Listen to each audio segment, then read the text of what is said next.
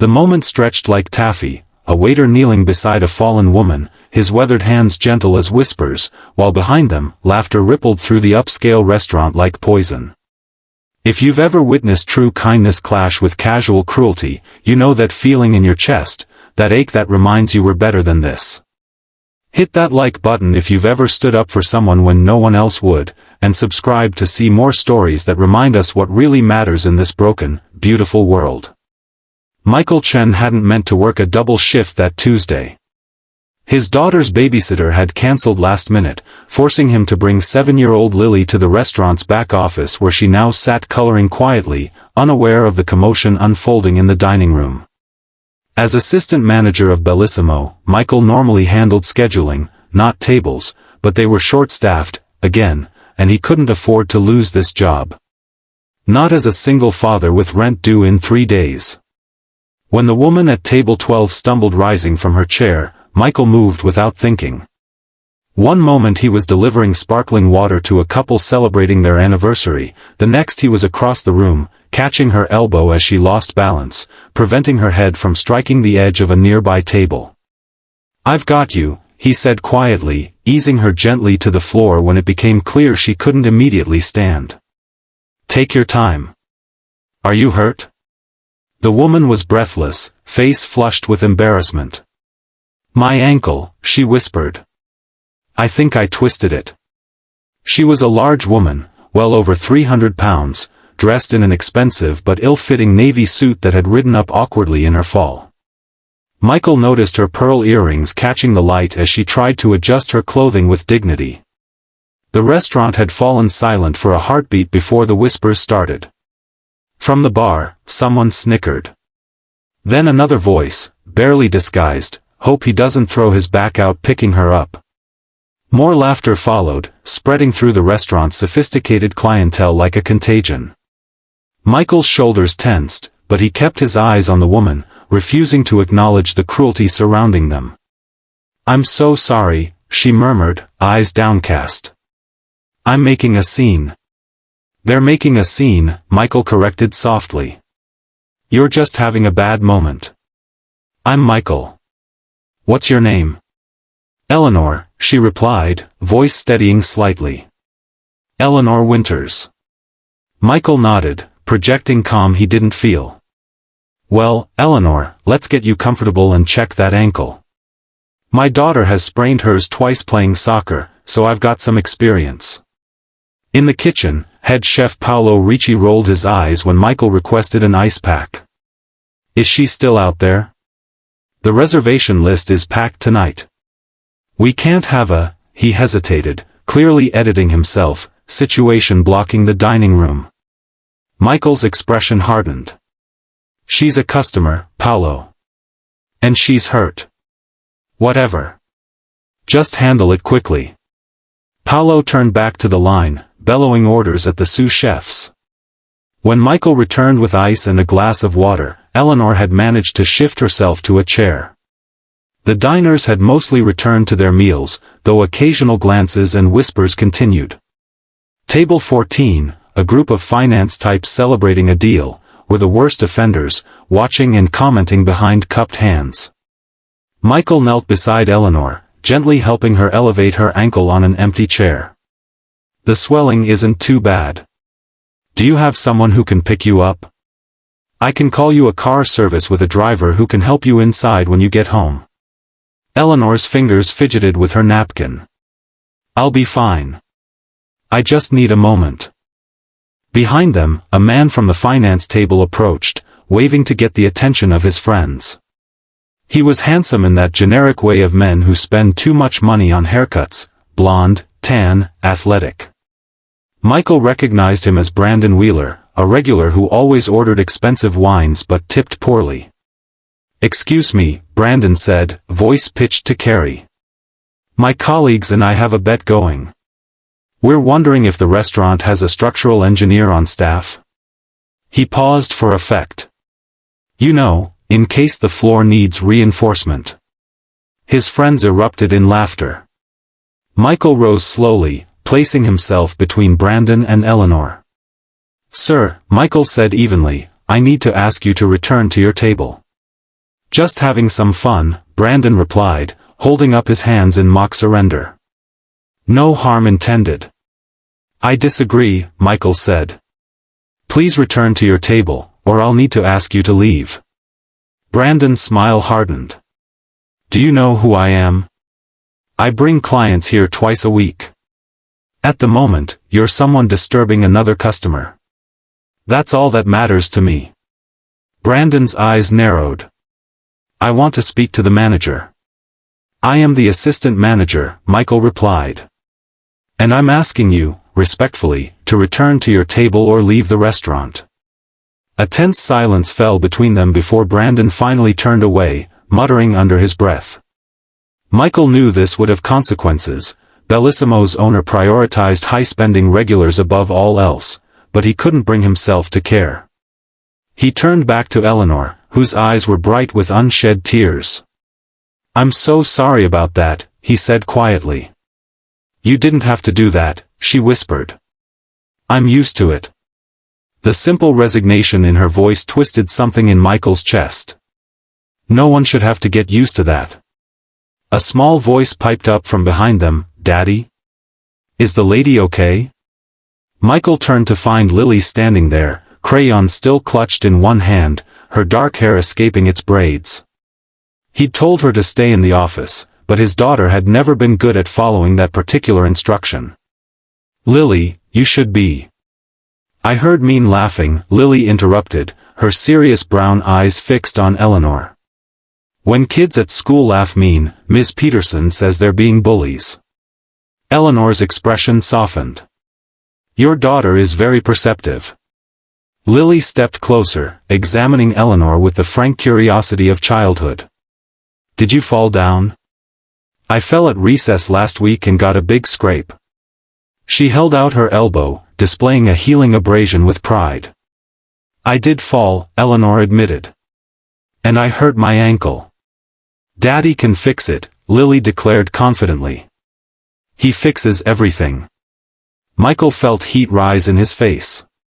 Lily, we should let Ms. Winters rest. Why don't you?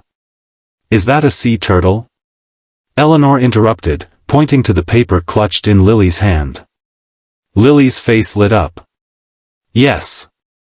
I'm drawing ocean animals because we learned about them at school. Do you like turtles? I love them, Eleanor replied, some of the tension leaving her shoulders. I actually worked on turtle conservation in Costa Rica once. Really? Did you see baby turtles? Did they go to the ocean? As Eleanor described helping hatchling turtles navigate from nest to sea, Michael noticed something shift in her demeanor, confidence returning as she spoke about something she clearly cared about. He also noticed the restaurant owner, Vincent, watching from across the room with a thunderous expression. The confrontation with Brandon hadn't gone unnoticed. Michael, Vincent called, beckoning him over with a sharp gesture. I'll be right back, Michael told Eleanor, placing a reassuring hand on Lily's shoulder. Lily, you can show Ms. Winters your drawings, but remember she's resting. Vincent Battaglia was a small man with expensive taste and a volcanic temper. He'd inherited Bellissimo from his father and considered the restaurant an extension of himself. Any perceived slight against it was personal. What the hell are you doing? Vincent hissed. Brandon Wheeler and his group spend thousands here every month. They're celebrating closing a major deal tonight. He was harassing another customer, Michael replied evenly. So? Handle it discreetly. And why is your kid out here again? This isn't a daycare. Michael swallowed his first response. My sitter cancelled. I'm working a double to cover for Alex. That's your problem, not mine. Get Wheeler and his table another round of drinks on the house, get that woman out of here, and get your kid under control. This is a fine dining establishment, not a family circus. Michael's jaw tightened. 6 years he'd worked for Vincent, gradually taking on more responsibility while his salary remained stagnant. 6 years of swallowed pride and missed school events because he couldn't afford to lose this job. With all due respect, Michael said carefully, Mr. Wheeler was out of line. I'm not going to apologize to him for asking him to behave appropriately in public. Vincent's face darkened. Then you can clear out your locker tonight. I'm done with your attitude and your babysitting problems. The words hung between them, heavy with finality. Michael had been expecting them for years, dreading them, but now that they'd arrived, he felt oddly calm. I'll finish my shift, he said quietly. I won't leave you short-staffed. Vincent snorted. How considerate. Just keep your kid contained and get that woman out of here. She's killing the ambience. When Michael returned to Eleanor and Lily, he found them deep in conversation, his daughter now seated beside the woman, showing her detailed drawings of marine life. And the jellyfish don't have brains, but they still know what to do, Lily was explaining earnestly. That's exactly right, Eleanor said. Sometimes the simplest creatures have the most remarkable adaptations. Michael cleared his throat. How's the ankle feeling? Eleanor tested it gingerly. Better, I think. The ice helped. I can call you that car service now, Michael offered, trying to keep the strain from his voice. Eleanor studied him for a moment, her gaze more perceptive than he'd expected. You're in trouble because of me, aren't you? Before Michael could respond, the restaurant's front door opened, and a tall black woman in an impeccable suit strode in, radiating authority. She scanned the room before zeroing in on Eleanor. Ellie. What happened? The restaurant called saying you had a fall? Eleanor's face flooded with relief. Diane. Yes, I had a little accident. Nothing serious. Diane crossed the room in swift strides, nodding briefly at Michael before kneeling beside Eleanor, all business as she assessed the situation. Let me guess, you skipped lunch again and got dizzy? Eleanor looked sheepish. Possibly. 6 years as your chief of staff, and you still won't listen when I tell you humans need regular meals. Diane glanced at Michael. Thank you for taking care of her. Eleanor has a terrible habit of putting herself last on her own priority list. Michael shrugged. Just doing my job. He stood up for me, Eleanor said quietly.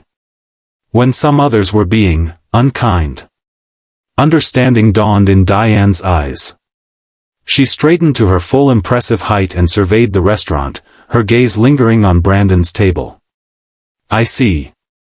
And this is Lily, Eleanor continued, gesturing to the girl who was watching the exchange with interest.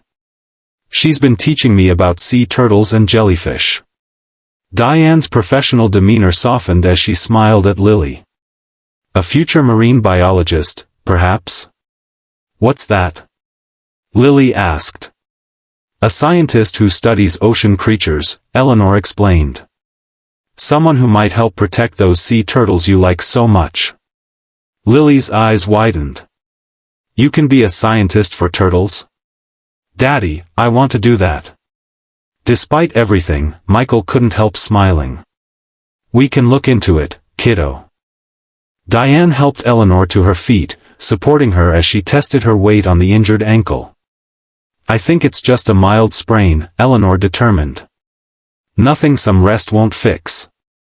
As they prepared to leave, Eleanor turned to Michael. I never thanked you properly. Most people would have just called for help and kept their distance. Most people aren't very imaginative, Michael replied. They can't picture themselves in someone else's situation. Eleanor studied him thoughtfully. No, they can't. She reached into her purse and extracted a business card, handing it to him. If you ever need anything, anything at all, please call me. Michael glanced at the card, then froze, his eyes widening slightly. Eleanor Winters. Chief Executive Officer. Winters Hospitality Group. He looked up at Eleanor with new understanding. Winters Hospitality Group owns some of the most successful hotel and restaurant chains in the country. They were, in fact, Bellissimo's primary competition in the fine dining space. You're just someone who appreciates kindness when she encounters it, Eleanor interrupted gently. It's rarer than it should be. As Eleanor and Diane made their way toward the door, Vincent suddenly appeared, his previous disdain magically transformed into obsequious charm. "Ms. Winters. I had no idea you were dining with us tonight. I hope everything was satisfactory despite your mishap." Eleanor regarded him coolly. The food was adequate. The service, however, her eyes flicked to Michael, was exceptional in parts and appalling in others. Vincent's smile faltered. "I assure you." "Michael," Eleanor called over Vincent, stammering, "could you and Lily see us out, please? I have something I'd like to discuss with you." Michael felt Vincent's glare burning into his back as he and Lily walked Eleanor and Diane to the waiting car. Outside in the cool evening air, Eleanor's posture relaxed. "I'm sorry about what happened in there," she said. "But I'm not sorry I got to meet you and Lily." Michael shook his head. "No need for apologies." "Perhaps not, but there is a need for something else." Eleanor exchanged a glance with Diane, who nodded. "I'm opening a new restaurant next month, a place focused on sustainable seafood, actually. We're still looking for a general manager, someone with both experience and integrity." Michael blinked, unsure he was understanding correctly. Eleanor continued, "The position comes with a substantial salary increase from what I suspect you're making here, comprehensive benefits, and, most importantly, regular hours that would be compatible with being a present parent."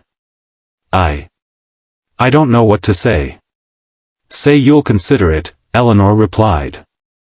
"I have excellent instincts about people, and they've rarely been as clear as they are about you." Lily tugged at Michael's hand. "Daddy, does this mean you could come to my school plays?" Something tightened in Michael's chest. How many times had he missed her events because he couldn't afford to take the time off?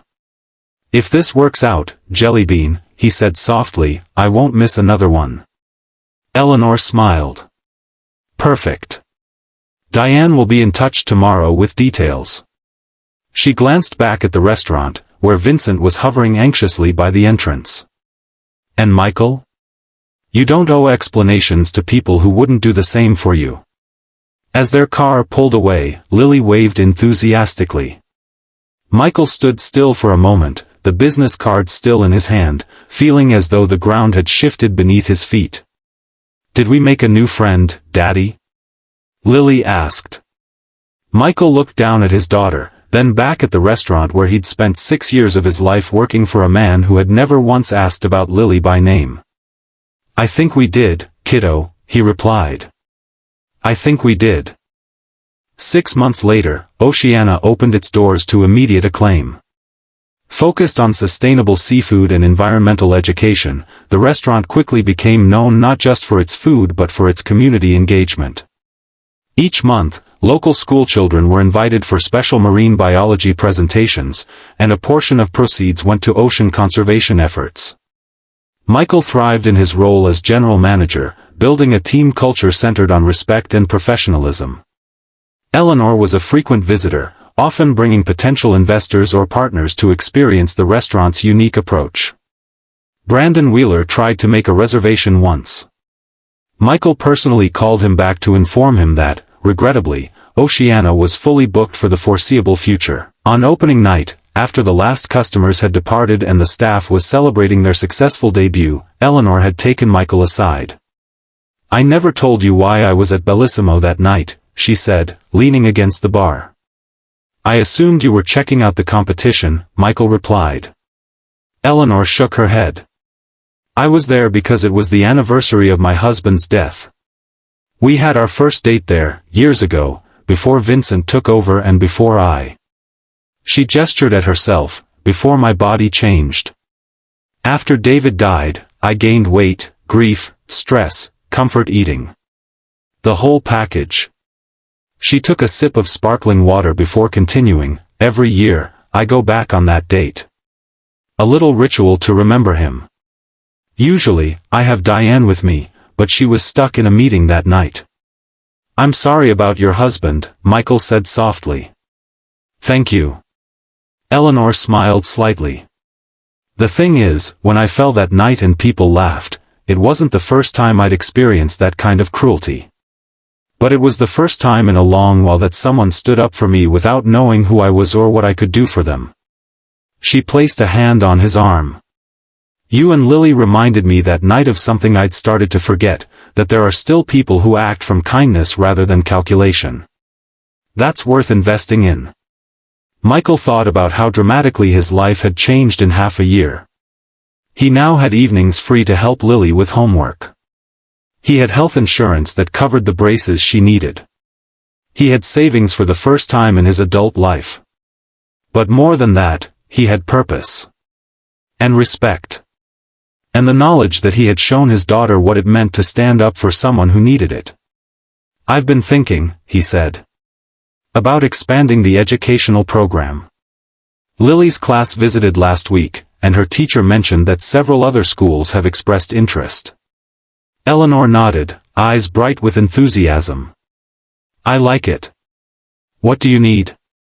A dedicated education coordinator, someone with both marine science background and teaching experience.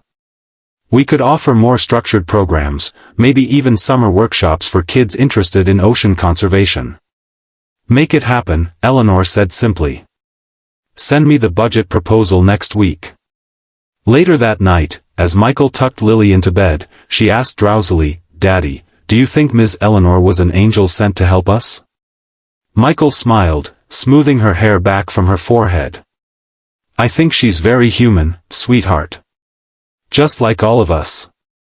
But sometimes, the most human thing we can do is be kind when it would be easier not to be. Lily considered this, her eyes heavy with sleep.